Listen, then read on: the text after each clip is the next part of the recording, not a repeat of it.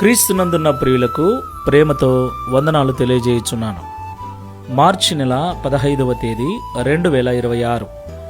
ఈరోజు దేవుడు మనకు చేస్తున్న వాగ్దానం ఏమిటనగా, కీర్తనల గ్రంథము 37వ కీర్తన 4వ చరణం. యెహోవాను బట్టి సంతోషించుము, ఆయన నీ హృదయ వాంఛలను తీర్చును. ఆమెన్.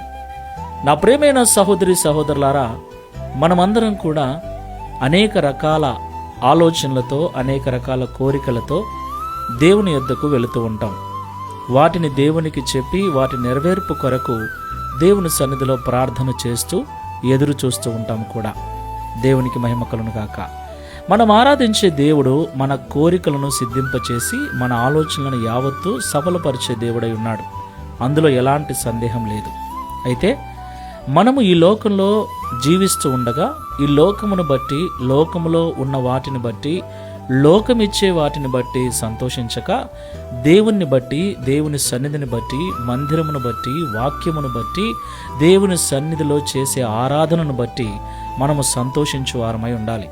దేవునికి మహిమ కలుగును గాక. అవును ప్రియులారా, లోకంలో సినిమాలు, షికార్లు, టీవీలు, రకరకాల వాటిని బట్టి, డబ్బును బట్టి, ఆస్తిని, ఐశ్వర్యాన్ని బట్టి సంతోషించే వారు ఉన్నారు. అయితే దేవుని పిల్లలమైన మనము, ఆత్మ సంబంధమైన మనము, ఆత్మ సంబంధమైన విషయాలను బట్టి సంతోషించే వారముగా ఉండాలి.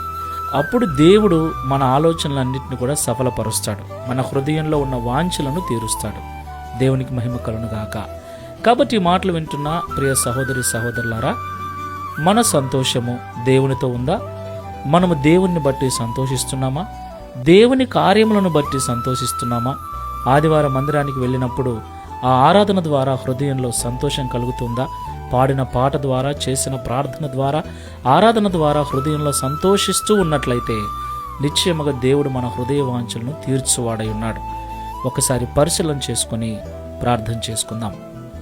సర్వాధికారి, సర్వశక్తిమంతుడా, హృదయ వాంఛలను తీర్చు దేవుడవైన యెహోవా, నీకు స్తోత్రములు చెల్లిస్తున్నాం. ఈ ఉదయకాల సమయంలో మాతో అనేక విషయాలు మీరు మాట్లాడినందుకు స్తోత్రాలు చెల్లిస్తున్నాం.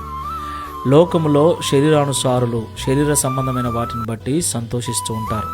అయితే దేవుని బిడ్డలమైన మేము, నీ బిడ్డలమైన మేము మిమ్మల్ని బట్టి, మీ సన్నిధిని, మీ వాక్యమును బట్టి, మీ సన్నిధిలో మేము పాడే పాట, వినే వాక్యము, చేసే ఆరాధనను బట్టి సంతోషించినప్పుడు, ఆత్మ సంబంధమైన విషయాలలో మేము సంతోషించినప్పుడు మా హృదయ వాంఛలను మీరు తీరుస్తారని ఈ ఉదయకాల సమయంలో మాతో మాట్లాడినందుకు స్తోత్రాలు చెల్లిస్తున్నాం.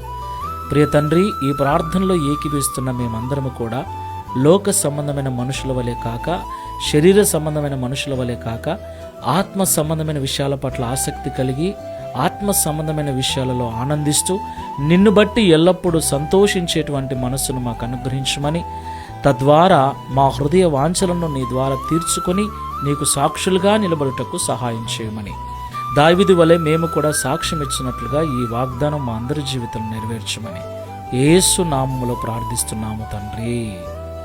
ఆమేన్. Praise the Lord. God bless you all.